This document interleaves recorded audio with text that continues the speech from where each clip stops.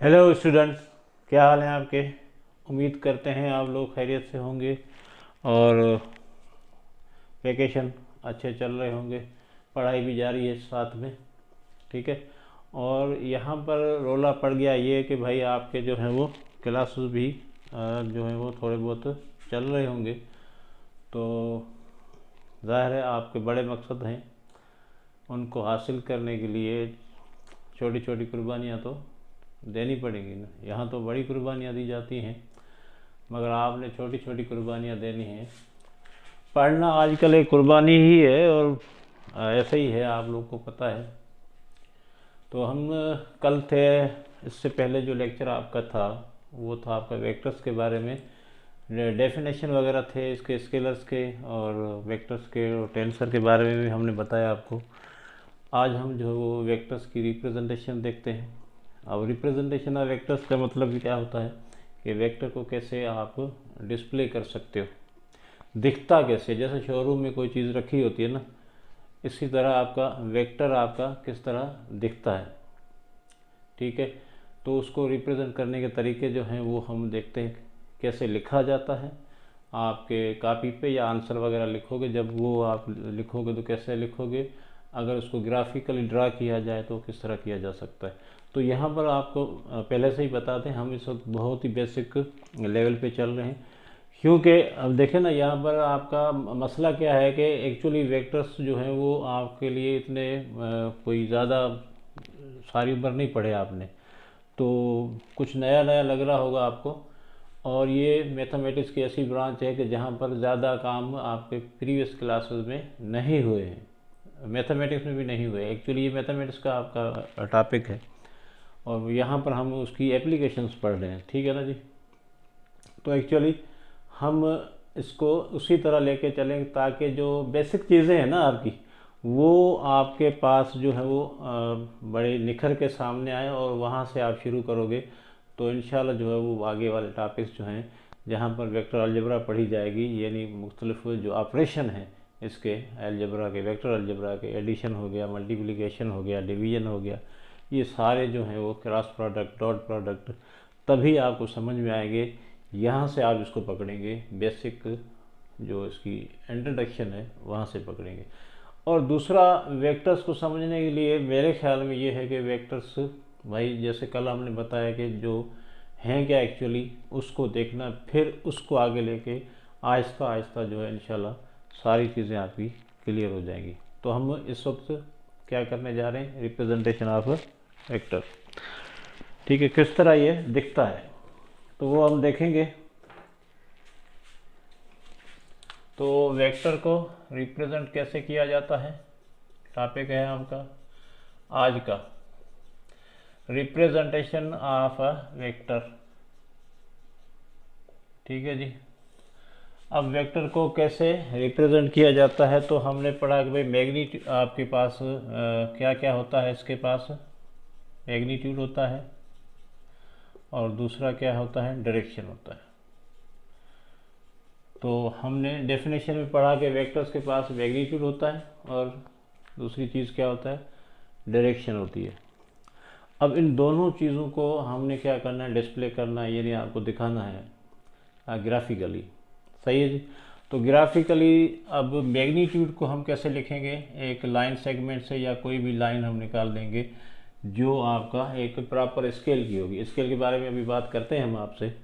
तो किसी स्केल की ज़ाहिर है कोई उसकी मेजरमेंट तो होगी, ऐसे तो एम ही तो नहीं है कि आंख बंद करके लाइन निकाल देंगे, मगर लाइन जो है वो क्या शो करेगी, आपका मैग्नीट्यूड। ये लाइन, ये देखें, ये लाइन क्या शो करेगी, आपका मैग्नीट्यूड, और यहाँ पर एरो डाल देंगे, ठीक है। तो हम कह सकते हैं सिंपली अगर कहा जाए तो भाई वेक्टर को एरो से रिप्रेजेंट किया जाता है। ये आपके सामने जो एक तस्वीर बनी हुई है इसको हम क्या कहते हैं, एरो, और हमारी ज़बान में क्या कहा जाता है, तीर। अब ये जो तीर है या एरो है ये ही वेक्टर को रिप्रेजेंट करता है। अच्छा बना है, चलो भाई, ठीक है। तो ये जो आपके सामने जो एरो है ये आपका वेक्टर को रिप्रेजेंट करता है। अब एरो में दो चीज़ें चाहिए इसमें, ठीक है ना, मैग्नीट्यूड चाहिए और डायरेक्शन चाहिए। मैग्नीट्यूड यहाँ से लेकर ये तो जो इसको हम कहते हैं टेल, ठीक है, ये लाइन को अब क्या बोलेंगे, टेल, वेक्टर्स की ज़बान में ये कहलाएगी आपकी टेल और ये कहलाएगा हेड। एरो का जो ये, इसको हम क्या कहेंगे, हेड, और ये है टेल। तो टेल की जो लेंथ है वो बताएगा आपको मैग्नीट्यूड, ठीक है, मैग्नीट्यूड। और ये क्या बताएगा, हेड क्या बताएगा, डायरेक्शन। हेड आपका डायरेक्शन बताएगा और टेल जो है, टेल की जो दुम की लंबाई है वो आपको मैग्नीट्यूड बताएगी। यानी दोनों चीज़ें जो वेक्टर्स में होती है ना वो यहाँ पर रिप्रेजेंट हो गई, ठीक है। अब यहाँ पर एक चीज़ है कि भाई इसको हम लिखें कैसे, एक हो गया, इसकी शक्ल तो आ गई। फॉर एग्जांपल आपके पास कहा जा रहा है कि भाई एक 5 न्यूटन का वेक्टर है इन ईस्ट है, ठीक है ना। अब ये भी बता दें ईस्ट वगैरह कैसे लिखा है, अभी आपको सिंपली अभी एग्जांपल के तौर पे बता रहा हूँ इसको कैसे लिखें। तो 5 न्यूटन है, तो 5 न्यूटन का हम ज़ाहिर लाइन निकालेंगे, ठीक है। अब यहाँ पर ये प्रॉब्लम आएगा कि भाई 5 न्यूटन की लाइन नहीं निकलेगी आपकी, जैसे मेरे मुंह से अभी निकल गया, मगर 5 न्यूटन के पास आपका दुनिया का कोई स्केल ऐसा नहीं है जहाँ पर आप लाइन 5 न्यूटन की निकालो, क्योंकि लेंथ हमेशा सेंटीमीटर, मीटर, किलोमीटर में लिखी जाती है। तो हमने क्या करना पड़ेगा, इसको 5 न्यूटन को कन्वर्ट करना पड़ेगा या अज्यूम करना पड़ेगा, इसको मान लेके चलना पड़ेगा कि ये सेंटीमीटर में कन्वर्ट करना पड़ेगा ताकि हम उसकी जो है वो लेंथ निकाल सकें। और डायरेक्शन क्या दे देंगे, ईस्ट में। तो हम फॉर एग्जांपल इसको हम कह देते हैं भाई ये 1 सेंटीमीटर बराबर 1 न्यूटन के, तो ये 5 सेंटीमीटर किसके बराबर हो जाएगा, 5 न्यूटन की हो जाएगा। तो लाइन अब कितनी बनेगी, 5 सेंटीमीटर की, और इसका डायरेक्शन क्या हो जाएगा, ईस्ट में। तो ये डायरेक्शन आपका ईस्ट में आ गया। तो इस तरह हम जो है वो इसको रिप्रेजेंट करेंगे। ये आपका आ गया 5 सेंटीमीटर, ठीक है। अब ये कैसे निकाला इसको भी हम देखते हैं थोड़ी, ठीक है। तो अभी आपको ये पता चल गया कि भाई यहाँ पर किसी भी वेक्टर को रिप्रेजेंट करना है तो उसके लिए क्या चाहिए, एक लाइन सेगमेंट और उसके साथ एरो लगाना, एरो हेड लगाना है। या आप सिंपली ऐसा कह देते हैं vectors can be represented by an arrow, vectors can be represented by, या vectors are represented by an arrow, ठीक है। अब इसको कैसे लिखा जाएगा, तो वेक्टर्स को फॉर एग्जाम्पल ये वेक्टर आपका ए है, तो इसको हम कैसे लिखेंगे, ए, और इसको आपने आसान कर दिया। अब पहले तो आप इसकी देखना शक्ल नज़र आ रही थी, अब इसका नाम नज़र आ रहा है। यानी कोई बंदा खड़ा है, ठीक है ना, तो हम कहेंगे भाई है तो इंसान, ठीक है। अब उसको एक नाम दिया जाएगा, और नाम भी ज़ाहिर है कि किसी तरीके के होते हैं, हर इंसान के या हर कैटेगरी के या रिलीजन के हिसाब से नाम रखे जाते हैं, वो पहचान होती है ना। तो यहाँ पर ये जो शक्ल है इसको हम कहते हैं वेक्टर, ये किसी वेक्टर को जाहिर कर रहा है, यानी ये किसी वेक्टर की शक्ल है। अब ये क्या बता रहा है कि ये इसका नाम है, और ये खुद अब एक वेक्टर की को रिप्रेजेंट कर रहा है। तो ये भी रिप्रेजेंटेशन है और ये भी आपका रिप्रेजेंटेशन है। ये आपका क्लियर, इसको बिल्कुल समराइज करके, यानी बहुत ही आसान तरीके से इसको आप कर सकते हो। भाई उस वेक्टर का नाम लिखो और उसके ऊपर एरो डाल दो, दुनिया पूरी इसको क्या पढ़ेगी, वेक्टर ए, क्या पढ़ेगी, वेक्टर ए पढ़ेगी। अब इसको कैसे लिखा जाएगा, तो अब मैं कहूँगी भाई 5 न्यूटन इन ईस्ट, तो ये पूरा वेक्टर की आपकी डिस्क्रिप्शन आ गया और इसका ये नाम आ गया, सही है जी। अच्छा, अब एक और है कि भाई आपका मसला कि भाई इसको अगर मैं ऐसे लिख दूँ, ठीक है, मॉड के अंदर लिख दिया, मॉड्यूलस के अंदर, अब ये कुछ और बता रहा है, अब ये वेक्टर नहीं रहा, अब ये वेक्टर नहीं रहा, अब ये क्या कहलाएगा, मैग्नीट्यूड कहलाएगा। इसको हम क्या पढ़ेंगे, magnitude of A, magnitude of A पढ़ेंगे इसको। या आपने जैसे लिख दिया, ये वेक्टर बी है, ठीक है, और इसका मैग्नीट्यूड कैसे लिखेंगे, इस डब्बे या इस मॉड के अंदर डाल के लिख देंगे, ये पढ़ेंगे हम मैग्नीट्यूड ऑफ बी, सही है जी।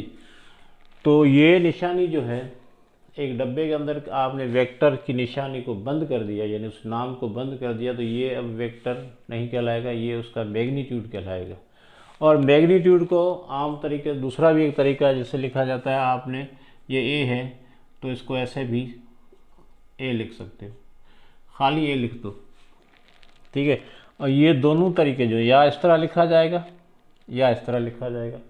अब ये भी मैग्नीट्यूड ऑफ ए है और ये भी क्या है आपका मैग्नीट्यूड, खाली ए लिख दिया, उसके ऊपर एरो आपने हटा दिया तो ये बन जाएगा आपका मैग्नीट्यूड।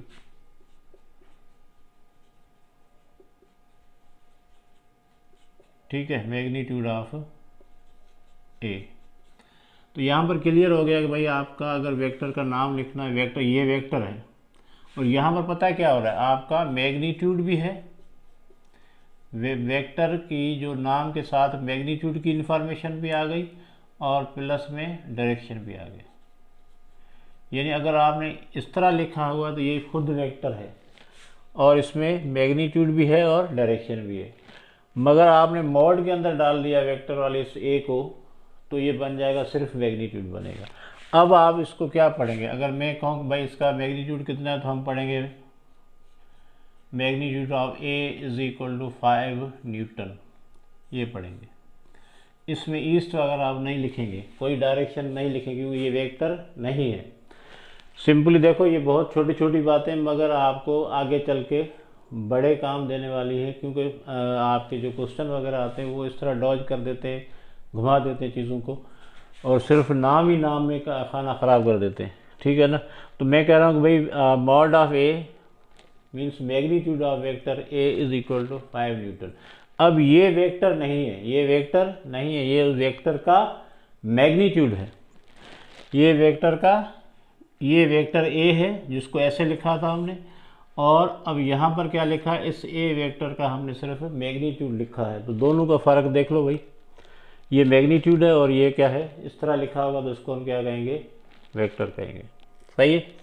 और दूसरा क्या तरीका है, इसको ऐसे भी लिखा जा सकता है, मैग्नीट्यूड को आप ऐसे भी। अब ये दोनों क्या शो कर रहे हैं, मैग्नीट्यूड को लिखने के दो तरीके, या इस तरह आप मॉड में लिख दें या आप खाली ए लिख के उसके ऊपर उसके आगे उसका मैग्नीट्यूड लिख दो, सही है।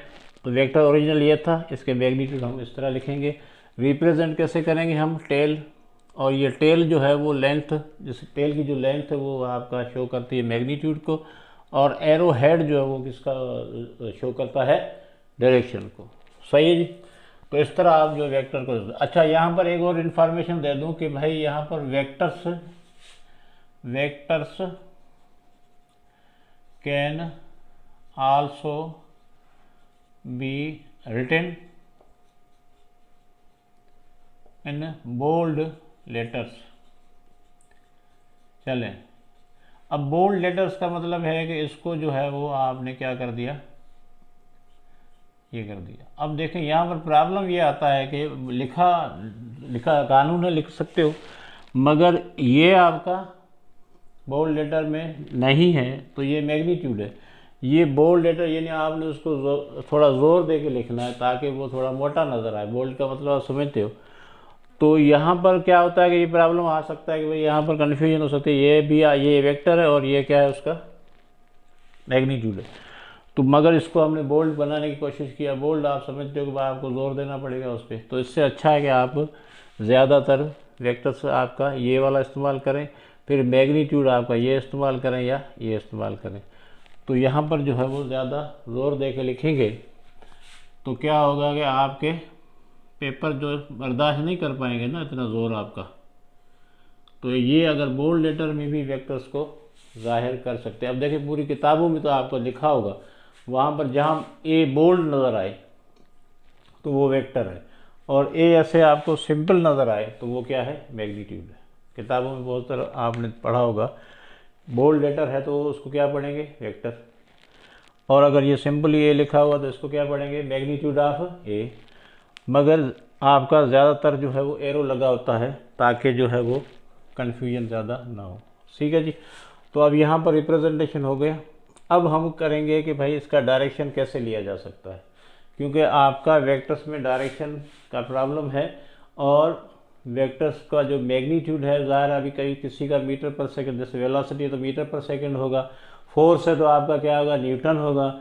इसी तरह बहुत सारे वेक्टर्स का अपने अपने यूनिट है, किसी का यूनिट ये तो नहीं है कि आपका मीटर्स या सेंटीमीटर्स में हो। और ये आपके कॉपी पे या किसी पेपर पे आपके बनाने के लिए आपको क्या चाहिए, लेंथ वाले से यूनिट चाहिए। तो सबको हम क्या कन्वर्ट करेंगे, लेंथ में कन्वर्ट करेंगे, ताकि इसकी जो है वो इस तरह की जो है वो फिगर या डायग्राम या ग्राफिकल रिप्रेजेंटेशन हो सके। तो वो उसको कैसे कन्वर्ट करना है, डायरेक्शन कैसे लेना है, उसके बारे में हम देखते हैं अभी। ठीक है, इसको बेटा दें। ठीक है, अब हमारे पास डायरेक्शन लेने के मुख्तलिफ तरीके हैं। या तो आपने देखा ये नेचुरल डायरेक्शन है, नॉर्थ वाले, साउथ, ईस्ट, वेस्ट, ये वाले हैं। मिटा देते हैं इसको। तो वहाँ पर देखो भाई, ये बहुत ही आसान है। मैं कह रहा हूँ कि अगर इसको हम देखें, इस वक्त जब कोई लेक्चर दे रहा होता है ना, जब कोई टीचर आपसे बात कर रहा होता है और जो बातें कर रहा होता है वो बड़ी आसान लगती है। हाँ, उसके पीछे हम बड़े वो सीरियस होते हैं, भाई बात कर रहे हैं यार, ये बात जो कर रहे हैं सामने उनको समझ में आ रही है कि नहीं आ रही है। एक तो भाई ये सीरियसनेस होती है। दूसरा ये होता है कि इनको ये हल्के में न लें, यार ये मैं कर रहा हूँ कि भाई नॉर्थ वे साउथ ईस्ट वेस्ट कर रहा हूँ, ये तो बच्चे भी कहेंगे यार ये तो क्या सबको पता है। इसी तरह आपका छोटी छोटी चीज़ें हैं, मगर एक्चुअली उनके पीछे कुछ हमारा कुछ मकसद कुछ और होता है। आपको समझाने की कोशिश की जा रही है भाई ये बड़े सीरियस मसाइल हैं, ये आगे चल के कुछ प्रॉब्लम भी पैदा कर सकते हैं। तो आप उसके हिसाब से हर चीज़ को आप क्या करो कि भाई उसको नोट्स की सूरत में अपने पास महफूज कर लो, तो ये ज़्यादा बेहतर रहेगा। क्योंकि हर वक्त आप लेक्चर्स नहीं देख सकते, हर वक्त जो है पीछे उन्हें किसी टीचर्स के साथ नहीं रह सकते। तो अब आपका है कि यहाँ से लेक्चर डिलीवर हो जाते हैं, क्लास में होते हैं या कहीं पर भी आप ले रहे हो, ऑनलाइन ले रहे हो या वीडियो कहीं देख रहे हो, तो मेहरबानी करके अपने नोट्स खुद बनाया करो। अपनी जो ज़बान है, अपने जो तरीक़ेकार है उस हिसाब से बनाओगे, वो सबसे ज़्यादा अच्छे होंगे बनिस्बत दुनिया के किसी और जो है पॉइंट्स लिखे होते हैं या उससे। तो नोट्स मेहरबानी करके आप खुद ले लिया करो दौरान लेक्चर, ड्यूरिंग लेक्चर्स जो है वो आप जो बात समझ में आ रही है उसको नोट कर लिया करो। ठीक है जी। तो अभी आते हैं अब डायरेक्शन पे। भाई डायरेक्शन जो है आपके, देखिए अभी मैंने जिक्र किया कि भाई वेक्टर्स को ज़ाहिर करने के लिए मैग्नीट्यूड चाहिए, चलो वो तो मिला है, डायरेक्शन भी लिखा हुआ होगा, मगर हमें वो ऑन द बोर्ड ले आना या ऑन द पेपर लेके आना है, तो कैसे ले आए। तो ये आपने पढ़ा होगा भाई, ये वर्टिकल लाइन और ये आपका हॉरिजॉन्टल लाइन, ये नॉर्थ है, ये साउथ है, ये ईस्ट है और ये वेस्ट है। सब ने पढ़ा होगा, सबने देखा होगा, स्लेब की तरह है ये। ठीक है, स्लेब आप लोगों ने नाम सुना होगा। स्लेब क्या होता है, जो क्रिश्चियन लोग हैं उनको पता है कैसे क्या होता है। तो ये एक्चुअली स्लेब की निशानी है। मैं ये स्लेब की नहीं मगर स्लेब की तरह दिखाई देता है। तो अगर आप इसको याद करना चाहें तो आपने क्या कर देना है कि भाई आपने ऐसे हाथ फैला के खड़े हो जाएंगे, तो ये ऊपर से दिखेगा। देखो यहाँ पर आपका बोर्ड वर्टिकल है तो ऐसे देखो, मगर ये ऊपर से ऐसे दिखेगा। ये आपका डायरेक्शन देखे ना, अभी नॉर्थ क्या होगा, ऊपर तो नहीं होगा हमेशा, आसमान की तरफ तो नॉर्थ नहीं है ना, नॉर्थ ज़मीन का कोई डायरेक्शन होगा। तो ये आपको ऐसे देखना है, टॉप से। कहाँ से देखना है, टॉप से देखना है। तो ये नीचे आपको इस तरफ पड़ा हुआ नॉर्थ है, राइट की तरफ पड़ा है तो क्या पड़ा हुआ है, ईस्ट है, लेफ्ट की तरफ क्या है आपका, वेस्ट है, और पाँव की तरफ क्या है, जैसे जो नीचे पाँव की तरफ आ रहा है। ठीक है, एक इधर जा रहा है, ऊपर की तरफ से देखो, टॉप से देखो, टॉप व्यू। तो ऐसे देखें तो बोर्ड पे हिसाब से देखें तो मैं सामने खड़ा हो गया, अब मेरा सर कहाँ पे जा, ऊपर की तरफ है तो ये नॉर्थ आ गया, पाँव साउथ में आ गए, और यहाँ इस आर्म राइट साइड पे ईस्ट आ गया और लेफ्ट साइड पे क्या आ गया, वेस्ट आ गया। याद हो जाएगा, ठीक है ना। राइट में ईस्ट, लेफ्ट में वेस्ट, ऊपर नॉर्थ, नीचे साउथ। ठीक है जी। अब दूसरा आपका वो वाला कार्टेशियन वाला, प्लेन वाला, ये वाला भी इस्तेमाल होता है। यहाँ पर एक्स एक्सिस, ये आपके नेगेटिव एक्सिस, ये वाई एक्सिस, और ये आपके नेगेटिव वाई एक्सिस। सही है। यहाँ अब देखो ये आपका राइट साइड पे एक्स पॉजिटिव जो ईस्ट के साथ, देख लो अभी मैं ऐसे ही आपको बता रहा हूँ ना, एक्स ईस्ट एक ही बात है। एक्स नेगेटिव तो इसका नेगेटिव क्या होगा, ई का नेगेटिव क्या होगा, अपोजिट क्या होगा, वेस्ट होगा। इसी तरह नॉर्थ का क्या आ गया, वाई आ गया, और वाई डैश यानी इसका नेगेटिव क्या हो गया आपका, वाई डैश नेगेटिव आ गया, यानी साउथ आपका नेगेटिव हो गया। या अगर मैं इसको पॉजिटिव लूँगा तो वो आपका, मगर कन्वेंशन ये है कि ये आपका पॉजिटिव, ये नेगेटिव, ये पॉजिटिव और ये नेगेटिव। सही है। अब यहाँ पर डायरेक्शन लेने हैं आपने, ठीक है ना। यहाँ पर आपने जो भी वेक्टर है तो वो जाहिर है कहीं ना कहीं तो होगा। यहाँ पर 4 क्वाड्रेंट हैं, ये एक क्वाड्रेंट, दूसरा, तीसरा, चौथा, इस तरह यहाँ पर भी 1 2 3 4। अब वेक्टर क्या होगा आपका, रोटेट करता है। क्या करता है, रोटेट करता है। वेक्टर को हम कहें कि भाई यहाँ से किसी भी प्लेन में पड़ा, इधर पड़ा है, इधर पड़ा है, तो ज़ाहिर हम कहेंगे कि भाई उसको हम घुमाएंगे तो ये एंगल चेंज करता रहेगा और इसका डायरेक्शन क्या होता रहेगा, चेंज होता रहेगा। सही है ना। तो अभी आप माइंड बना लो कि भाई वेक्टर क्या करता है, रोटेट करता है। और वेक्टर की पोजीशन जो है वो ज़ाहिर अगर यहाँ पर पड़ी है तो अलग है, यहाँ पर पड़ी है तो इसका सेम वेक्टर नहीं रहा। अब इसको ऐसे घुमाते रहो तो ये इसके डायरेक्शन चेंज होते रहेंगे। अगर डायरेक्शन चेंज हो रहे तो वेक्टर्स क्या होते रहेंगे, डिफरेंट होते रहेंगे। तो इस हिसाब से भाई यहाँ पर आपका कहीं पर भी यहाँ पर है तो इसका डायरेक्शन अलग होगा, इधर आ गया तो इसका डायरेक्शन अलग है, इधर आ गया तो डायरेक्शन अलग है। यानी इसका डायरेक्शन आपका जैसे ये घूमता रहेगा या रोटेट करता रहेगा तो ये आप समझें कि इसका डायरेक्शन चेंज होता रहेगा। अब आपको कहीं पर भी ये वेक्टर दिया जा सकता है, कहीं का भी जिक्र कर सकते हैं भाई यहाँ पर है, यहाँ पर है। तो पहले आते हैं भाई यहाँ पर आपका, तो ये आपके 4 डायरेक्शन हो गए। अब कोई कहे कि भाई वेक्टर आपका 5 न्यूटन ईस्ट में, तो यहाँ बन जाएगा, है ना। 5 न्यूटन कहाँ है भाई, ईस्ट में, तो ऐसे बन जाएगा, ईस्ट में आ गया। अब यहाँ से बिल्कुल ही बीच से, अब ये क्या है, ओरिजिन है, और यहाँ से बिल्कुल बीच में से हम वेक्टर बनाएं तो ये वेक्टर आपका बन गया। और एंगल कितनी बन गई यहाँ से आपकी, 45 की बन गई। अब 45 क्योंकि भाई यहाँ पर 90, मैं आपको नए डायरेक्शन बता रहा हूँ, ठीक है ना। 4 डायरेक्शन ये हो गए। अब बिल्कुल ही बीच में बना है तो बिल्कुल आपका 45 इधर हो गया, 45 इधर हो गया, तो इसको हम बोलेंगे, इस डायरेक्शन को क्या बोलेंगे, नॉर्थ ईस्ट। देखो रटा वटा मारने की ज़रूरत नहीं है, आपको पता है ये 90 का होता है। हर क्वाड्रेंट कितने का होता है, 90 का होता है। और उसके बीच में से आपने 45 पे कोई डाला तो एक नया डायरेक्शन बन गया आपका नॉर्थ ईस्ट। सही है ना। अब इस डायरेक्शन को हम क्या कहेंगे, नॉर्थ ईस्ट। इसी तरह आपका यहाँ से आप ये रोटेट करता हुआ, यहाँ से रोटेट करता हुआ यहाँ पर आ गया, तो ये एंगल कितनी बन गई, 45। तो ये 45 है तो ये भी कितनी बन जाएगी, 45 बन जाएगी। तो ये क्या हो जाएगा, नॉर्थ वेस्ट, नॉर्थ वेस्ट की तरफ, नॉर्थ ऑफ वेस्ट। सही है जी। अब यहाँ पर आपका ये बन गया नॉर्थ ऑफ वेस्ट। अब नीचे चले जाएं यहाँ पर, तो ये भी आपका एंगल कितना बन रहा है, 45। तो ये क्या बनेगा आपका साउथ वेस्ट, वेस्ट की तरफ जा रहा है।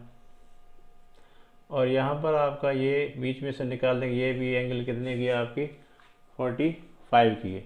तो यहाँ पर ये क्या बन जाएगा आपका, साउथ ईस्ट की तरफ। तो ये है बीच का मामला। अब ये 4 डायरेक्शन वो थे, नॉर्थ साउथ ईस्ट वेस्ट। तो यहाँ पर नॉर्थ ईस्ट हो गया, नॉर्थ वेस्ट हो गया, साउथ वेस्ट हो गया और साउथ ईस्ट हो गया। ये 4 डायरेक्शन और आ गए आपके पास, ठीक है ना। 45 पे बिल्कुल बीच में से निकले जा रहा, आधा उधर आधा उधर। और अब यहाँ पर कुछ और लेते हैं भाई, ताकि आपको अंदाज़ा लगा सके हमने जब डायरेक्शन लेने होते हैं तो किस तरह लें। अब यहाँ पर देखो ये है आपका, यहाँ से मैंने एक वेक्टर निकाला ये वाला, और एंगल कितनी बना रहा है ये, 30 डिग्री बना रहा है, ठीक है। अब यहाँ से एक वेक्टर है आपके सामने जो एंगल कितनी बना रहा है, 30 डिग्री बना रहा है। अब यहाँ 30 डिग्री है तो जा कहाँ रहा, देखो तो रोटेट होगा तो इस तरफ जाएगा पॉजिटिव। हमेशा आपका वेक्टर कहाँ से रोटेट होगा, पॉजिटिव एक्सिस से, ठीक है ना। तो यहाँ से ये रोटेट हो गए 30 डिग्री पे आ गया। अब समझो भाई इस बात को, ये 30 डिग्री पे आया है तो एक्चुअली ये रोटेट करके जा कहाँ रहा है, नॉर्थ की तरफ जा रहा है। कहाँ पे जा रहा है, नॉर्थ की तरफ जा रहा है। तो हम कह सकते हैं भाई ये वेक्टर को 30 डिग्री कहाँ पे जा रहा है, देखो कहाँ पे जा रहा है, ये नॉर्थ की तरफ जा रहा है, नॉर्थ, और कहाँ से जा रहा है, ऑफ ईस्ट। सिंपल है, समझ में आ रही है बात। यानी अगर यहाँ पर आपका वेक्टर 30 डिग्री की एंगल बना रहा है तो ये एंगल किसके साथ बनी हुई है, ईस्ट के साथ बनी हुई है।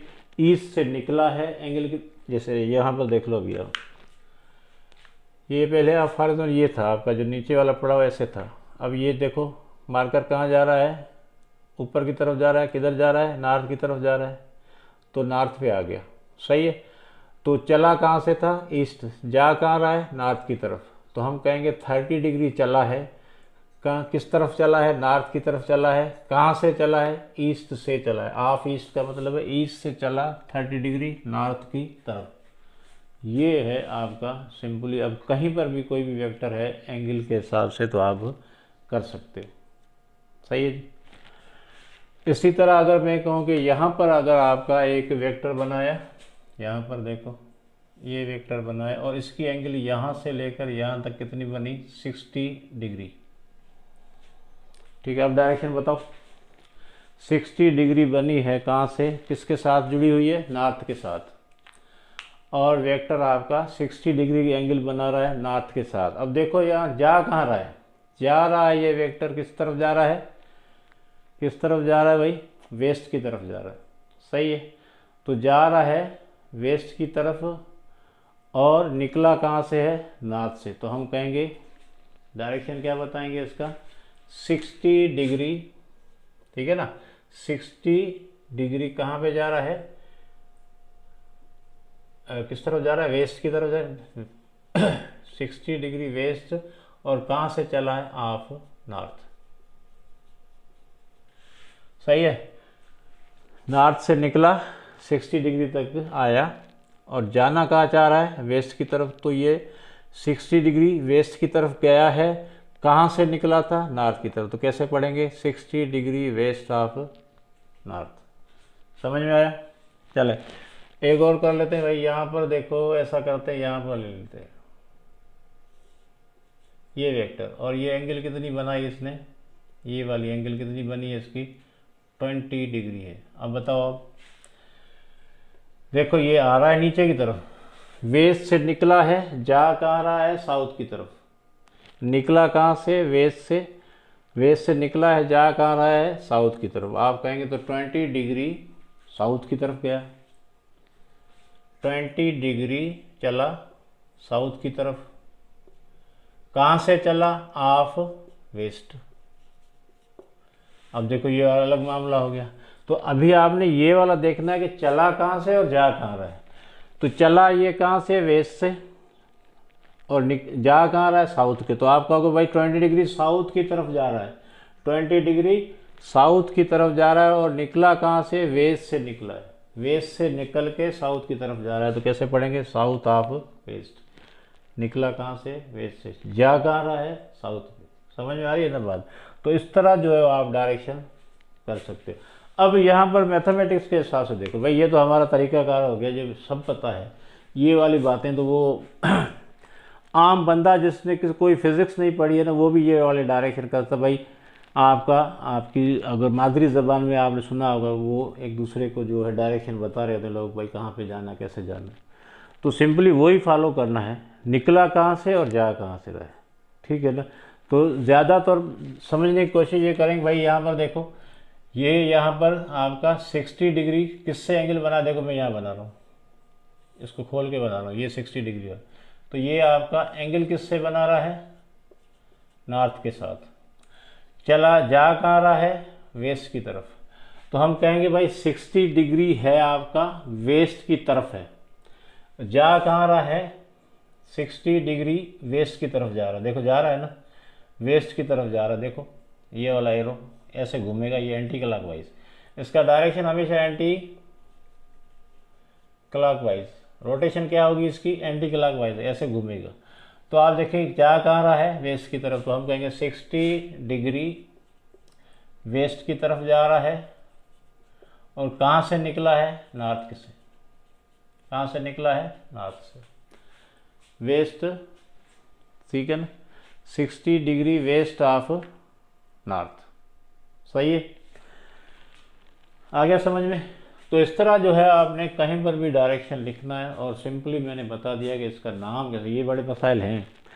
अभी मैंने कहा था ना, जब ये उस्ताद कर रहे थे, हाँ सर ये बहुत सुबह कोई मसला ही नहीं है, ये तो सारे आसान है, कोई मसला नहीं। मगर बाद में जब आपको करना पड़ता है तब आपको डिसाइड करना पड़ता है, फैसले जब आप पे आते हैं ना, तो जो है वो डिसीजन थोड़े आपके तभी आप कर पाओगे जब आपको अपने आप पे कॉन्फिडेंस हो कि आपने समझा है भाई, अच्छे से समझा है कि भाई जो अभी मैं लैंग्वेज इस्तेमाल कर रहा हूँ इसको आप नोट करो, ठीक है ना। ऐसे नहीं पता चलता, नॉर्थ ईस्ट से ऐसे नहीं पता चलता कि भाई आप चले कहाँ से हो। अभी आपको यहाँ पर मैं बताऊँ, ये वाला अभी देखें, अभी देखो ये आपका वेस्ट ऑफ नॉर्थ है, तो भाई ये एंगल यहाँ तक पहुँचा तो इसको हम कहेंगे वेस्ट ऑफ नॉर्थ। तो ये एंगल, तो ये वाली भी तो एंगल बन रही है, यहाँ से देखो एक्स एक्सिस के साथ ये वाली एंगल भी तो बन रही है। ये एंगल कितनी बनेगी, 30 डिग्री। अब इसको अगर मैं कहूँ तो भाई ये निकला कहाँ से, अब जा रहा है आपका, किधर जा रहा है, ठीक है ना। अब ये वाला तो एक्स एक्सिस के साथ हो, भाई ये एंगल आपका कहेंगे वाई एक्सिस के साथ है, और ये एंगल किसके साथ है, आपका एक्स एक्सिस के साथ है। अब ये एंगल बन रही थी नॉर्थ के साथ, और यहाँ पर एंगल बन रही है आपकी वेस्ट के साथ। तो अब यहाँ पर हम क्या कहेंगे, भाई ये जा रहा है आपका, अगर यहाँ से निकला है तो हम कहेंगे भाई 30 डिग्री निकला कहाँ से है, वेस्ट से, जा कहाँ रहा है, 30 डिग्री नॉर्थ जा रहा है। अब उल्टा चल रहा है, नॉर्थ जा रहा है ऑफ वेस्ट। अब देखिए यहाँ से अगर मैं इसको ऐसे रोटेट करूँ, उल्टा रोटेट करूँ, तो ये डिग्री कितनी एंगल बना रहा है, 30 डिग्री। तो यहाँ से क्या बन रहा है, ये भाई नॉर्थ की तरफ जा रहा है, जा कहाँ रहा है, नॉर्थ की तरफ, और किससे निकला कहाँ से, वेस्ट, तो चेंज हो गया। अब यहाँ पर इसी वेक्टर को दो तरीके से, एक तरीका ये है, दूसरा तरीका ये वाला। अब समझ में आ रही है बात। तो भाई यहाँ पर बहुत मामला जो है वो इतना भी आसान नहीं है, मगर उसको एक बार समझने की ज़रूरत है, ठीक है ना। तो एक ही वेक्टर को दो तरीक़ों से लिखा है। अगर यहाँ से दिया तो आप तो कहो भाई 60 डिग्री के हिसाब से, भाई कहाँ जा रहा है, वेस्ट की तरफ जा रहा है, 60 डिग्री वेस्ट की तरफ गया है, और कहाँ से गया है, नॉर्थ से गया है। और अगर मैं इसको उल्टा कर दूँ तो मैं कहूँगा भाई 30 डिग्री कहाँ निकला है, नॉर्थ की तरफ निकला, और निकला कहाँ से है, वेस्ट से। वेस्ट से निकल के जा रहा है कहाँ पे, उल्टा। अगर ऐसे घुमा दें, पहले एंटी क्लॉकवाइज, अभी क्लॉकवाइज, तो इस तरह जो है आपने इसके डायरेक्शन को देखना, ठीक है जी। चलें अब हम इनको इस्तेमाल करके, ये जो कंसेप्ट अभी आपने सीखा, इसको इस्तेमाल करके हम वेक्टर्स को ड्रा करते हैं, ठीक है। इन वेक्टर्स को ड्रा करते हैं।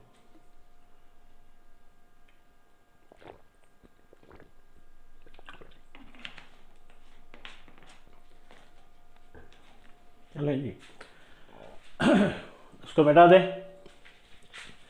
अभी देखें आपका, इसके बारे में भी बात करेंगे। ये आपको सिर्फ बताया था कि एक ही बात है, कार्टेशियन जो प्लेन है, और ये, ताकि आप उसको ज़्यादा कोई, अभी यहाँ पर अगर ड्रा करें, एक वेक्टर है, ड्रा आपका 5 न्यूटन का वेक्टर या 10 न्यूटन का वेक्टर है। चलो 5 न्यूटन लिखते हैं ताकि आपको, 5 न्यूटन वेक्टर है, और एंगल कितनी है इसकी, आप लिख लें 35 डिग्री है, 35 डिग्री है, ठीक है।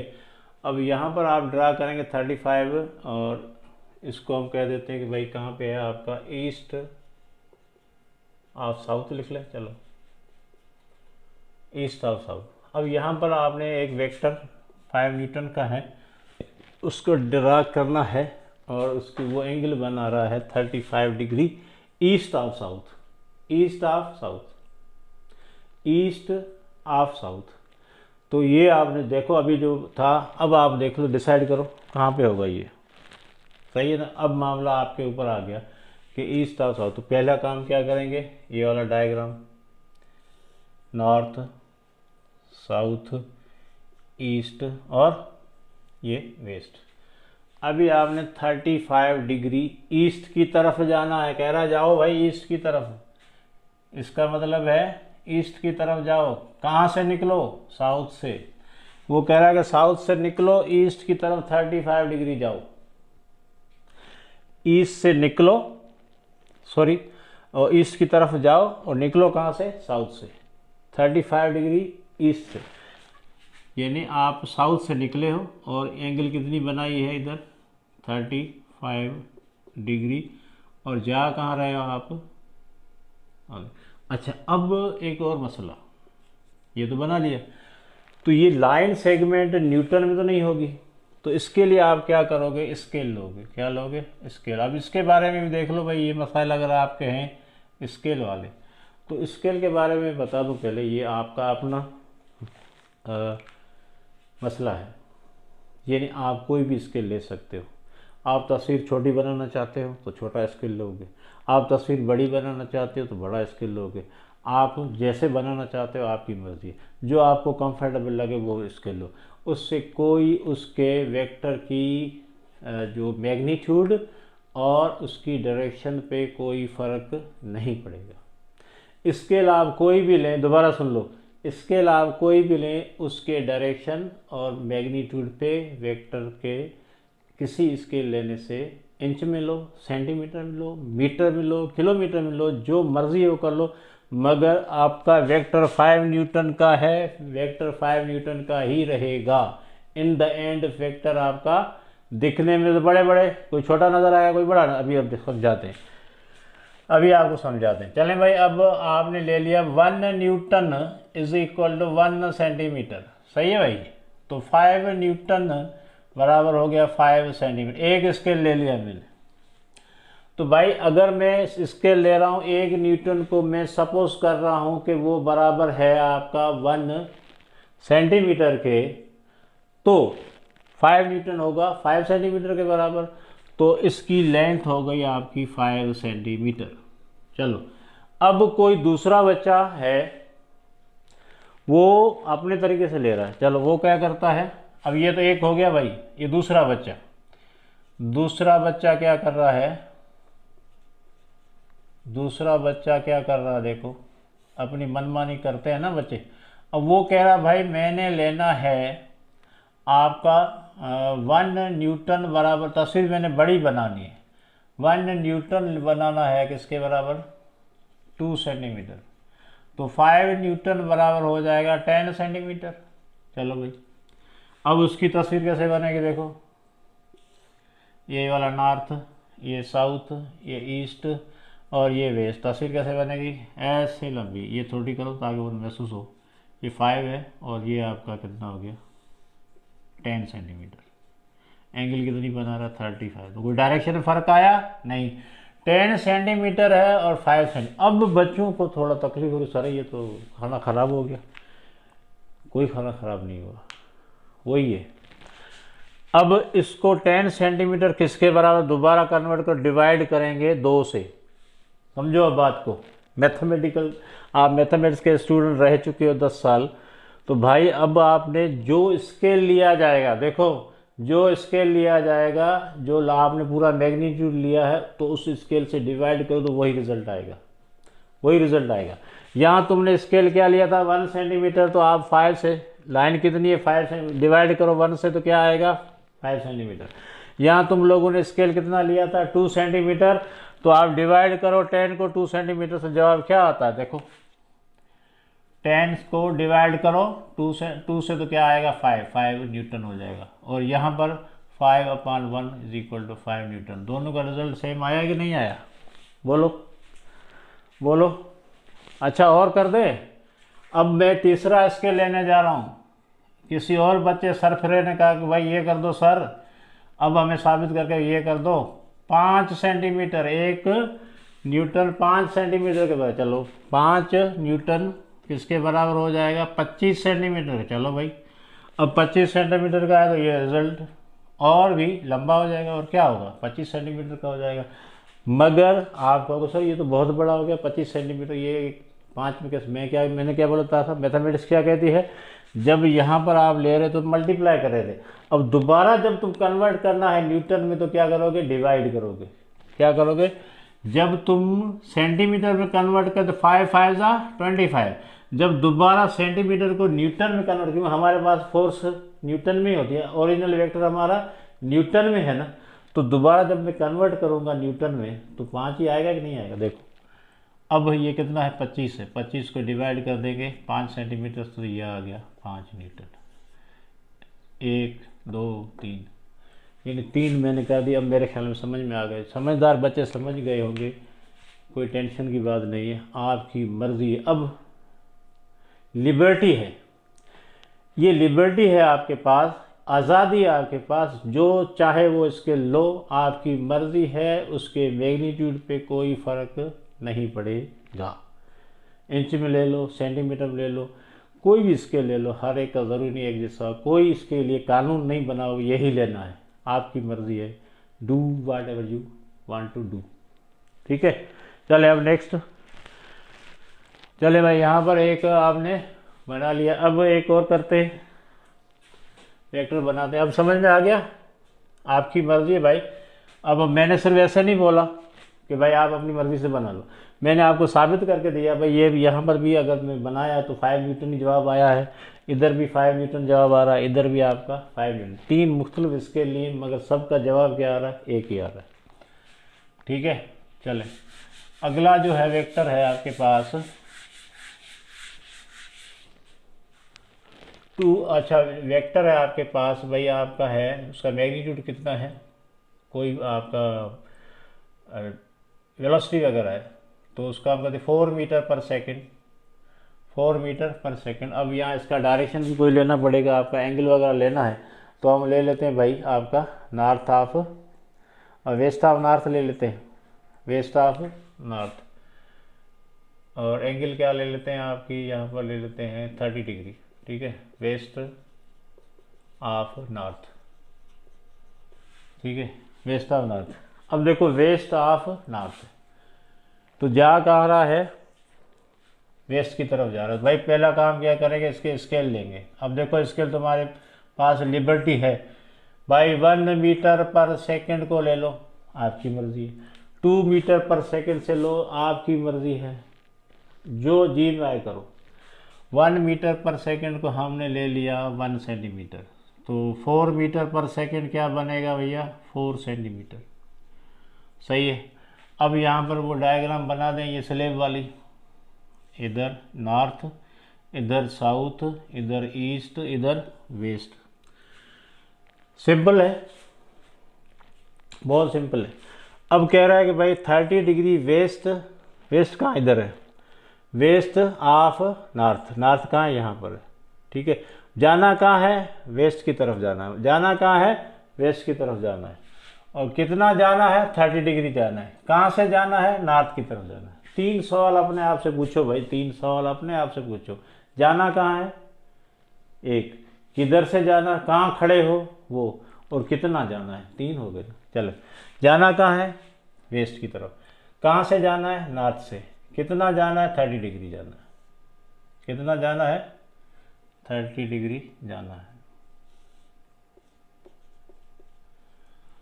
ठीक है, अब यहाँ पर ये वाली लाइन कितनी होगी, 4 सेंटीमीटर, इसके ले लिया था आपने 4 सेंटीमीटर। ओके जी, बहुत आसान हो गया।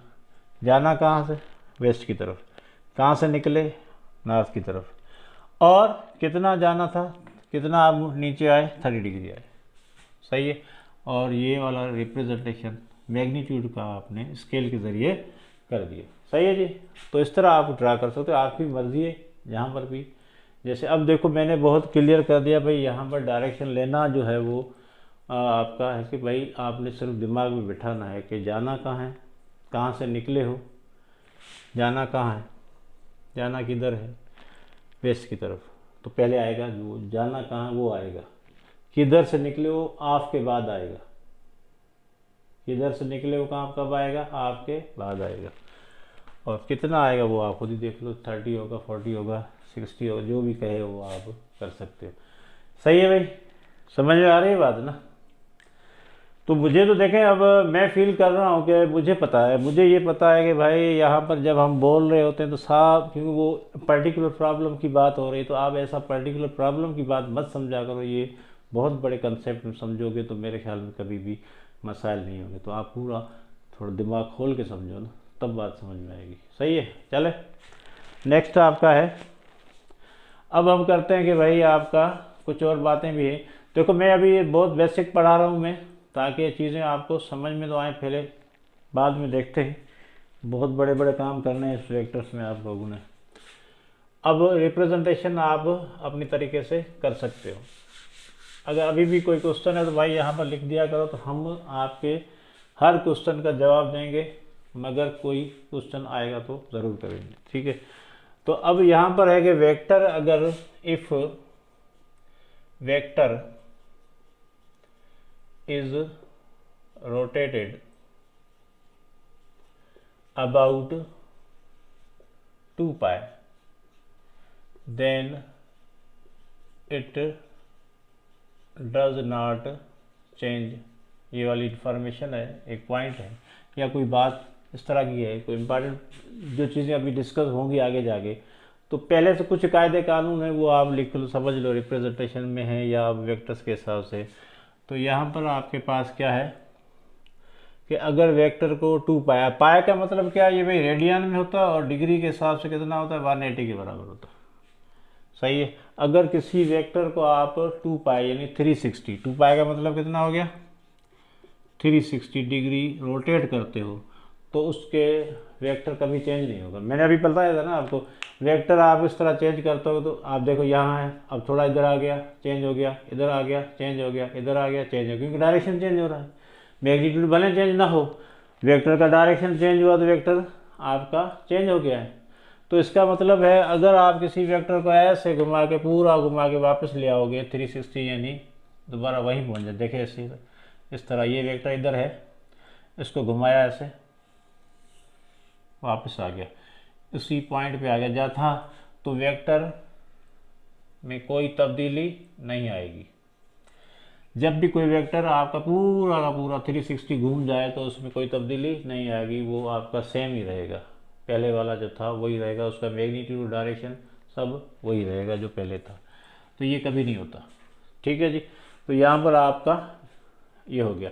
अब दूसरी बात जो है वो क्या है, ये बात समझ में आ गई, जो मैंने कहा है कि भाई वेक्टर रोटेट करने से क्या हो जाता है, चेंज हो जाती है, मगर एक ऐसा एक्सट्रीम वैल्यू है एंगल में, 360 पूरा घुमाओगे तो वहाँ पर आ जाएगा। देखिए अगर मैं कहूँ कि भाई ये घूमता घूमता इसने ऐसे घूमते वापस यहाँ पर ही आएगा ना, जिस पॉइंट से निकला था वहीं पर वापस आएगा, तो ना इसका डायरेक्शन चेंज हुआ, ना इसका मैग्नीट्यूड, तो वैसे ही चेंज नहीं होना, तो ये आपका वेक्टर क्या रहेगा, चेंज नहीं होगा, सेम रहेगा, ठीक है। अच्छा अब दूसरी पॉइंट, ये भी नोट कर लो आप, ठीक है, मिटा दो उसको, नोट कर लिया।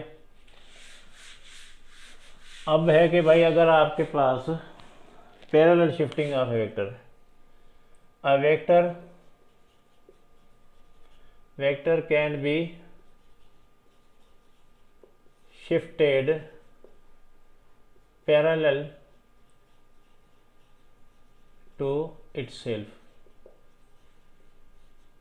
सही है। किसी भी वेक्टर को आप जो फ्री होता है, और फ्री वेक्टर कहा जाता है इसको, उसको हम क्या कर सकते हैं, यानी उस, अब देखिए आगे चल के हमने पढ़ना है, पोजीशन वेक्टर भी पढ़ना है, फ्री वेक्टर भी पढ़ना है, मगर एक ऐसा वेक्टर जिसको आप शिफ्ट कर सकते हो। शिफ्ट करने का मतलब उठा के दूसरी जगह रख सकते हो। शिफ्टिंग का मतलब समझते हो ना आप लोग, वेक्टर्स को एक जगह से उठा के दूसरी जगह रख सकते हैं, यानी उसको वहाँ पर ज़रूरत पड़ेगी आपको ना, आगे चल के ज़रूरत पड़ेगी, तो आप माइंड बना लो अभी से कि vectors are can be shifted from one place to, मगर पैरेलल रहेगा ये, न उसका मैग्नीट्यूड चेंज करना है, न उसका डायरेक्शन चेंज करना है। जैसे जहाँ है उसकी जगह तब्दील हो जाएगी, मगर उसका न मैग्नीट्यूड चेंज होगा, न उसका डायरेक्शन चेंज होगा। फॉर एग्जाम्पल देखो कैसे होगा शिफ्ट भाई। अब यहाँ पर देखो ये वेक्टर है आपके पास, ठीक है, तो ये समथिंग एंगल यहाँ पर बना रहा होगा, ठीक है ना, थीटा बना रहा होगा, तो इसको यहाँ से उठा के हम इधर ला सकते हैं, और कोशिश करनी है कि भाई ये इसका मैग्नीट्यूड भी सेम रहे और डायरेक्शन भी सेम रहे। इसको उठा के इधर भी ले जा सकते हैं। यानी ये क्या हो रही है, पैरेलल शिफ्टिंग हो रही है। इसको हम क्या कहते हैं, parallel shifting of a vector, parallel shifting of a vector. यानी वेक्टर को आप पैरेलल शिफ्ट कर सकते हो, कहीं पर भी ले सकते हो। अब इसको उठा के मैं यहाँ, अच्छा ये भी नहीं है, देखो ये भी नहीं है कि भाई यहाँ पर ही रहेगा, मैं इसको उठा के इधर भी रख सकता हूँ ऐसे। अब यहाँ पर मैग्नीट्यूड भी सेम रखना पड़ेगा, और ये डायरेक्शन जो है थीटा है, यानी 30 का है तो 30 का रखना पड़ेगा। अब मैं वो इधर भी रख सकता हूँ, अगर नज़र आ रहे हैं तो इधर भी रख सकता हूँ, मेरी मर्ज़ी, कहीं पर भी रख सकता हूँ। अब आपको मेरे ख्याल में समझ में आ गया भाई, वेक्टर को एक जगह से दूसरी उठा के रख सकते हो, मगर शर्त क्या है, उसका डायरेक्शन और मैग्नीट्यूड दोनों सेम रहें, उसमें कोई तब्दीली मानी नहीं जाएगी। वैसे भी आपको पता है, अगर थोड़ा सा डायरेक्शन चेंज हो गया तो वेक्टर चेंज हो जाएगा, थोड़ा सा मैग्नीट्यूड चेंज हो गया तो वेक्टर चेंज हो जाएगा।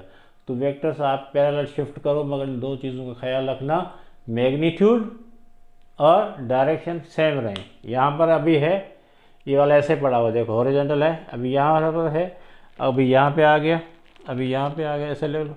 तो ये आपका डायरेक्शन चेंज, सॉरी अभी थोड़ा डायरेक्शन चेंज हो गया था मेरी तरफ से, कि यहाँ पे आ गया, यहाँ पर आ गया, सॉरी ये हिल रहा है, कहने का मतलब उसी डायरेक्शन में समझना आप लोग। तो डायरेक्शन इसका चेंज नहीं करना है, तो वेक्टर्स को आप शिफ्ट कर सकते हो। ये काम वाली बात है और काम आएगी आपको ये, ठीक है। वेक्टर्स को शिफ्ट किया जा सकता है। चलो और एक बात, आपको एक इजाज़त मिल गई, वेक्टर्स को एक जगह से दूसरी जगह शिफ्ट कर सकते हो। They are called shift, the process is called shifting of vector, ठीक है। वेक्टर बेचारे फ्री होते हैं, उठाओ इसको, वांदे है ना ये, वांदे वेक्टर को उठा के दूसरी जगह पे रख सकते हो। जगह चेंज होगी मगर डायरेक्शन चेंज नहीं होगा, मैग्नीट्यूड चेंज नहीं होगा, ठीक है जी। तो इस तरह जो है वो आप कर सकते हो। चलें अब आगे हम चलते हैं। एक और पॉइंट है कि भाई अब angle between two vectors, angle between two vectors, दो वेक्टर हैं उनके दरमियान एंगल कैसे मालूम करनी है। एंगल, ये भी काम की बात है, एंगल बिटवीन टू वेक्टर्स, कोई भी दो वेक्टर्स हैं उनके दरमियान एंगल बिटवीन टू वेक्टर्स, ठीक है। क्या होगा, is the similar of the two angles, is the similar of two angles when they are joined tail to tail, tail to tail। भाई हेड टू टेल तो आप लोगों ने सुना, हेड टू टेल तो आप लोगों ने सुना, और टेल टू टेल आप सुन लो। ये क्या कह रहा है, ये कह रहा है कि अगर दो वेक्टर ऐसे हैं जो आपस में टेल टू टेल, दुम से जुड़ी हुई है, पूंछ से जुड़ी हुई है, तो उस वक्त उनके दरमियान जो एंगल होगी वो सिमिलर एंगल होगी। दो एंगलें बनेगी ना, देखो अब यहाँ पर इसको देख लो, समझ, पहले तो सिचुएशन समझो भाई। दो एंगल वेक्टर से इस तरह जुड़े हुए हैं, जो किस तरह, उसकी टेल से जुड़ी हुई है, समझे। ये एक वेक्टर और ये दूसरा वेक्टर, ये इसका हेड है, आपको पता है, ये इसका हेड है, आपको पता है, ये दोनों की टेल है, मिल गए इधर। और ये एंगल, अगर ये एंगल आपकी फॉर एग्जाम्पल 60 की है तो पीछे एंगल कितनी होगी, 300 की होगी। ये एंगल कितनी होगी, 300 की होगी। तो जब भी आपके दो वेक्टर्स टेल टू टेल मिलेंगे तो दो एंगल बनेंगे, एक छोटी बनेगी एक बड़ी बनेगी, समझ में आ रही है बात। एक छोटी बनेगी और दूसरी बड़ी बनेगी, समझ में आ रही है बात। दोबारा सुनो, अगर दो वेक्टर्स टेल टू टेल आपस में जुड़ रहे हैं, आपस में कैसे दुम से मिला रहे हैं, ठीक है ना, मिल सकते हैं भाई। हेड टू टेल भी तो आपका वो तो रूल है, मगर ये टेल से आप जोड़ सकते हो इनकी, अभी ये आगे चल के पता चलेगा आपको। तो उनके दरमियान एंगल कौन सी लेंगे हम, सिमिलर लेंगे। कौन सी लेंगे, सिमिलर। जो छोटी वाली होगी वो उठाएंगे। तो इनके दरमियान एंगल सिमिलर कौन सी है भाई, 60 है और ये 300 है। तो यहाँ पर आपका angle between the vectors is 60 degree. समझ में आया? एंगल दो वेक्टर्स के दरमियान कितनी होगी, 60 डिग्री, क्योंकि फैसला हो चुका, एक रूल बन चुका कि जब दो वेक्टर्स आपस में टेल टू टेल मिलेंगे तो उनके दरमियान की एंगल छोटी वाली उठाएंगे और वही होगी, छोटी वाली होगी। यानी ये देख लो, अब यहाँ पर देख लो भाई, ये आपका एक वेक्टर A और ये वेक्टर B, इनके दरमियान एंगल कितनी है, ये 120 है। ठीक है, ये 120 है तो पीछे कितनी रह गई, 240। तो अब आपसे क्वेश्चन किया गया कि भाई इनके दरमियान एंगल कितनी होगी, 120। थीटा कौन सी होगी, 120। सही, थीटा क्या होगी, 120।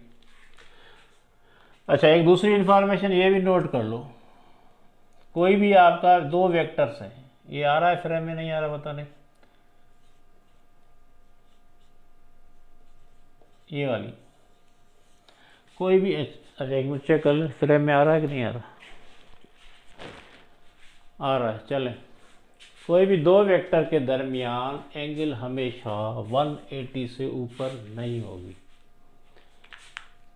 किसी भी, अब ये हमेशा याद कर लो, किसी भी दो वेक्टर्स के दरमियान एंगल 180 से ज़्यादा नहीं होगी और 0 से कम भी नहीं होगी। इन दोनों के दरमियान हो सकती है 0 हो सकती है, 180 हो सकती है, इनके दरमियान कोई भी एंगल हो सकती है, मगर न 180 से ज़्यादा होगी न 0 से कम होगी। ये हमेशा इधर खोपड़ी में आप बिठा लो, क्या मैं बोल रहा हूँ, किसी भी दो वेक्टर्स के दरमियान एंगल 180 से ज़्यादा नहीं होगी और 0 से कम नहीं होगी। ये वाला पॉइंट सही है। किसी भी दो वेक्टर्स के दरमियान एंगल क्या होगी, greater and equal to 0, less and equal to 180। ये नोट कर लो, इससे ज़्यादा 181 वाला तो हो ही नहीं सकता, अभी कानून ही नहीं है यहाँ पर, 181 वाला वेक्टर्स के दरमियान हो ही नहीं सकती। और माइनस में कभी नहीं होगी एंगल, माइनस में -30 हो गया, नहीं, 0 डिग्री से नीचे नहीं होगी और 180 से ऊपर नहीं होगी, 180 डिग्री से ऊपर नहीं होगी। चले, तो अभी आपने ये जो कानून सीखा कि भाई सिमिलर एंगल लेने वाले हैं, ठीक है ना, सिमिलर एंगल लेने वाले हैं जब भी कोई दो वेक्टर्स टेल टू टेल, देखो यहाँ पर कहा गया भाई अगर when they are joined tail to tail, जब दो वेक्टर टेल टू टेल मिलेंगे तो उनके दरमियान एंगल कौन सी होगी, उस वक्त दो एंगल बनी हुई हो नज़र आएंगे आपको। चलो ये नहीं थी, ये आपको दी हुई है, तो पीछे वाली कितनी होगी, 300 की। आपको पता है टोटल कितना होता है, सर्कल 360 का होता है, तो ये दिया हुआ है तो ये 300, तो ये 60 का, ये 60 दिया होता है तो ये 300 का है। तो आपने हमेशा वेक्टर्स के दरमियान एंगल कौन सी बनेगी, छोटी वाली उठानी है। आपसे सवाल होगा कि इनके दरमियान एंगल, अभी करते हैं प्रॉब्लम, आपको समझ में आ जाएगा।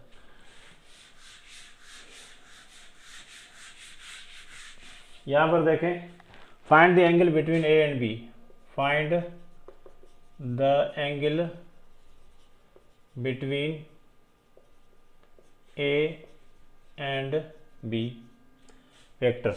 सही है, तो यहाँ पर देखें आपके पास ये एक वेक्टर है, दो वेक्टर है ए और बी, इनके दरमियान एंगल क्या है आपकी, एक आपकी है यहाँ पर कर दिया आपने 30 और ये कितनी हो जाएगी बकाया 330। तो आपका कि सर देखो, आपने देखना क्या है, टेल टू टेल मिला है, देखना क्या है, टेल टू टेल मिले होने चाहिए, देखना क्या है, टेल टू टेल मिले होंगे तो फैसला कर लोगे जल्दी। अब देखो ये टेल टू टेल मिला हुआ तो एंगल कौन सी लोगे, छोटी वाली 30 डिग्री। चले, अब यहाँ पर देखो ये वेक्टर और आपका ये वेक्टर और इनके दरमियान एंगल ये कितनी है 120 और ये कितनी हो जाएगी 120 से 240। अब इनके दरमियान एंगल वेक्टर ए और ये क्या वेक्टर है बी, तो इनके दरमियान कौन सी एंगल लोगे, छोटी वाली एंगल लोगे, तो छोटी वाली एंगल कितनी 120 है। सही है, तो 120 है, मगर यहाँ पर प्रॉब्लम हो रहा है कि भाई ये गलत बता रहे हैं हम, क्योंकि हमने फैसला किया था कि अगर वेक्टर टेल टू टेल मिले हुए तो आपकी छोटी एंगल होगी। यहाँ पर कैसे मिले, देखो हेड टू टेल मिले हुए, यहाँ पर कैसे मिले हुए, हेड टू टेल मिले हुए, तो बीच वाले एंगल ये 120 अब नहीं होगा। अब हमने तो देखना है इसको टेल टू टेल मिला के देखना पड़ेगा। इसको कैसे देखना पड़ेगा, टेल टू टेल, तो हेड टू टेल है तो ये क्या, तो अभी इस्तेमाल करेंगे पैरेलल शिफ्टिंग वाला फैक्टर। क्या इस्तेमाल करेंगे, पैरेलल शिफ्टिंग कर दो, टेल टू टेल मिला देते हैं। चले देखो भाई, यहाँ पर ये वेक्टर ए, सॉरी ये बी है, और ये कौन सा था आपका वेक्टर, एस से जुड़ा हुआ था हेड से, और एंगल कितनी है 120। तो ये हेड और टेल मिला हुआ है। अब हमें चाहिए कि भाई हमने तो कानून ये पढ़ा है कि टेल से टेल मिलाओ, तो टेल से टेल मिटाने के लिए या तो आपने, ये तो इधर जा रहा है, ये आपका इधर जा रहा है, तो इसको आपने इसी तरीके से जितना है, मैंने बोला था जितना मैग्नीट्यूड जितना डायरेक्शन वही रखना है, उसको आप पैरेलल शिफ्ट कर सकते हो, लेके जाओ नीचे की तरफ, ऐसे लेके जाओ, हो गया ऊपर जितना, ये आ गया नीचे की तरफ, पैरेलल शिफ्टिंग हो गई। अब मुझे बताओ ये वाला एंगल, ये वेक्टर हमने ए उठा के इधर लेके आए, हमने ए को पैरेलल शिफ्ट कर दिया उसी डायरेक्शन में। हमने कहा था ना आपसे, किसी भी वेक्टर को जिस डायरेक्शन में उसी डायरेक्शन में दूसरी जगह पे रख सकते हो। तो अब देखो ये टेल से टेल, बी और ए की टेल टेल से मिल गई है, और ये वाली एंगल इनके दरमियान होगी। अब ये वाली एंगल हम कैसे निकालेंगे, ये 120 है तो ये कितनी होगी, है जी, ये 120 है तो ये कितनी होगी भाई, सीधी लाइन की एंगल स्ट्रेट एंगल कितनी होती है, ऐसे करो, ये एंगल कितनी होती है 180, 180 में से 120 गया, 180 में से 120 तो पहले से है, तो कितनी आई एंगल 60 डिग्री, तो ये एंगल कितनी बनेगी 60 डिग्री। तो इन दोनों वेक्टर्स के दरमियान 120 की एंगल नहीं है, एंगल कौन सी होगी 60 डिग्री होगी। कैसे मालूम किया, अब ये एक और करके दिखाता हूँ भाई, पैरेलल शिफ्टिंग करके दिखाते हैं। देखो अब यहाँ पर ये आपका एक वेक्टर है इस तरह, ठीक है, और दूसरा वेक्टर आपका है इस तरह, ये वेक्टर, और इन दोनों के दरमियान एंगल कितनी है भाई, ये है 60 डिग्री। तो भाई ये हेड और टेल आपस में जुड़े हुए हैं। यहाँ पर देखो, अगर आपको नज़र नहीं आ रहा तो मैं इसको क्लियर कर दूँ, ये इसका टेल था और ये इसका हेड है, ये ऐसे जुड़े हुए हैं। तो भाई हेड और टेल आपस में जुड़े, तो ये हमने कहा कि भाई फैसला तो ये हुआ था कि भाई टेल टू टेल है, तो ये टेल टू टेल नहीं है, तो एंगल 60 नहीं होगी। तो इसके लिए कैसे मालूम करें कितनी एंगल आएगी, तो भाई इसको शिफ्ट कर दो, इस वाले को आगे शिफ्ट कर दो, शिफ्टिंग ऑफ वेक्टर, ऐसे जितना है उतना ही शिफ्ट कर दो, इधर आ गया। अब मुझे बताओ भाई ये 60 है तो ये टोटल कितनी होती है 180 है, 180 में से 60 तो इधर गया, और ये एंगल कितनी बन जाएगी 120। बहुत आसान है। अब ये टेल टेल से मिल गया, तो इस सूरत हाल में हम टेल से टेल मिलाएंगे, तभी आपका, अगर आपने इस एंगल का डिसाइड करना, तो जब टेल टेल से मिला हुआ तो वो छोटी एंगल जो है वो आपकी होती है। यहाँ आपको अगर सर ये तो बड़ी एंगल है ना, मगर आपका पीछे वाली देखो कितनी होती है, ये वाली, ये यहाँ से लेकर, ये वाली नहीं, ये यहाँ से लेकर यहाँ तक, ये 60 और 180, ये कितनी बन जाएगी 200 टोटल। अब ये बाहर वाले एंगल कितनी बन जाएगी, इसको मिला के 60 ये है और ये 180 ये, टोटल बाहर वाली एंगल कितनी हो गई आपकी 240, और ये कितनी हो गई आपकी 120, और टेल टू टेल यहाँ है, यहाँ पर आपका नहीं था टेल टू टेल। तो भाई बहुत चीज़ें, बारीक बारीक चीज़ों को आपने देखना होगा। चलें, नोट हो गया, और एंगल मालूम करना आप सीख गए, ठीक है। अब अगर आपका एक लास्ट, मैं यहाँ पर एक बनाता हूँ ग्राफ, और वहाँ आपने एंगल बदल, वो बहुत ही सिंपल है, थोड़ा कंसंट्रेशन की ज़रूरत है, वेक्टर्स के बहुत ही बेसिक चीज़ें चल रही हैं अभी। अब यहाँ पर एक तस्वीर बना लेता हूँ मैं कि भाई यहाँ पर आपका ये 30 डिग्री है, और यहाँ से आपका एक वेक्टर है जो ऐसे आ रहा है नीचे की तरफ, ये कितना है आपका 60 डिग्री का है, ठीक है, और ये आपका है, ये 60 डिग्री थोड़ा बाहर होगा, 60 डिग्री है तो थोड़ा इधर आप थोड़ा वाइड कर दें, वाइड कर दो इसका थोड़ा, ये 60 डिग्री का है। और यहाँ से एक और वेक्टर है आपके पास, ये कितनी बना रहा है एंगल, 45 की बना रहा है। और ये आपकी एंगल कितनी बन रही है, 60 डिग्री। सही है। अब यहाँ पर वेक्टर आ गया आपके भाई, यहाँ पर आपका ये ए वेक्टर आ गया, ये बी वेक्टर आ गया, और ये आपका सी वेक्टर आ गया, ये आपका सी वेक्टर आ गया।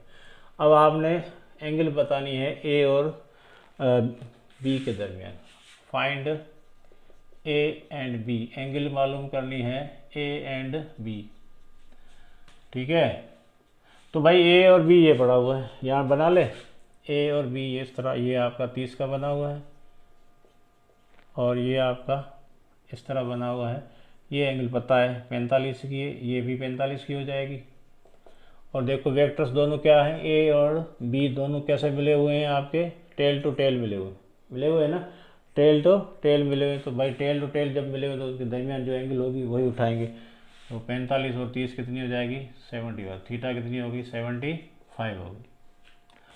इसी तरह अगर मैं कहूँगा भाई ए और, सॉरी ये बी नहीं था, ये सी था, नीचे वाला सी था, चलो सॉरी कोई बात नहीं, ए और बी ये है। अब ए और बी के दरमियान हमने एंगल मालूम करनी है। सही है, तो इसको देखते हैं। यहाँ पर एरो इधर है, यहाँ पर एरो इधर है, इसका ख्याल करना है, एरो इसका ख्याल करना, क्योंकि हम पढ़ रहे हैं टेल टू टेल या हेड। तो यहाँ पर हम बना लेते हैं इसको, चलो। तो देखो यहाँ पर आपका वेक्टर किस पे है, 30 डिग्री पे ऐसे, और ये वेक्टर देखो ऊपर से आपका नीचे की तरफ, एरो नीचे की तरफ है ना, एरो आपका नीचे की तरफ है। अब ये मिला हुआ है हेड टू टेल, कैसे मिला हुआ है, हेड टू टेल। तो हेड टू टेल है, तो इस प्रॉब्लम ये आएगी कि भाई यहाँ पर बीच वाले एंगल का पता तभी चलेगा जब इसको हम टेल टू टेल मिलाएंगे। तो भाई क्या करेंगे, इस वेक्टर को नीचे की तरफ लेके जाएंगे, ऐसे ले गए। और अब ये एंगल वाई एक्सिस के साथ कितनी बना रहा है, 60, तो यहाँ पर भी ये 60। और दूसरा मैथमेटिक्स आपने पढ़ी कि भाई वर्टिकली अपोजिट एंगल जब ये दो चीज़ें आपस में क्रॉस करती हैं तो वर्टिकल अपोजिट एंगल क्या होती है, बराबर होती है। तो ये 60 है, तो ये कितनी हो जाएगी बेटा, ये भी ये 30 हो जाएगा, क्योंकि ये टोटल 90 की होती है ना। तो ये 60 आ गया, ये कितनी हो गई 30, 30 और 30 कितना हो जाएगा। अब यहाँ देखो टेल और ये टेल, टेल टू टेल आपने मिला दिया, 30 और 30 कितना हो जाएगा, 60 डिग्री। एंगल बीच में कितनी आ गई, 60 डिग्री। अच्छा जी, यहाँ पर आ गई। अब आपका अगर मैं कहूँ कि भाई आपका ये था किसका, ए और बी के दरमियान। अब मैं कहूँ कि बी और सी के दरमियान क्या होगा, बी और सी के दरमियान, इसको मिटा दें। बी और सी के दरमियान एंगल, अब ग्राफिकली आप एंगल मालूम कर रहे हो। देखो ये आपका था 60 पे, ऐसे आ गया, ऐसे बना हुआ बी, और ये सी जो आपका ऐसे 45 है, 45 कहाँ, यहाँ पर है। तो ये हेड टू टेल है, देखो हेड टू टेल है। और हमें चाहिए कि भाई अगर एंगल मालूम करनी है तो टेल टू टेल चाहिए। तो क्या करेंगे भाई, ये पैरेलल शिफ्ट करेंगे, ऐसे ना पकड़ दो शिफ्ट, ये एंगल कितनी है 60 डिग्री की, आपको देखो मिली हुई है। अब हम इसको पैरेलल शिफ्टिंग करेंगे ऐसे, और ये एंगल कितनी बनेगी, यहाँ से लेकर यहाँ तक ये एंगल कितनी है 60 डिग्री की। और ये आपका था सी, और ये है आपका बी। अब इन दोनों के दरमियान एंगल कितनी बनेगी, ये वाला ऐसा। तो भाई टोटल है यहाँ से लेकर यहाँ तक 60, 60 में से 45 तो गया, और बाकी कितना बचेगा, थीटा कितना बचेगा 15 डिग्री। तो ये थे आपके कुछ प्रॉब्लम जो पैरेलल शिफ्टिंग से किए गए हैं, ठीक है ना। तो पैरेलल शिफ्टिंग इसलिए कर रहे हैं ताकि हम बीच वाले एंगल किसी भी दो वेक्टर्स के दरमियान मालूम करने के लिए टेल टू टेल मिलाना ज़रूरी है।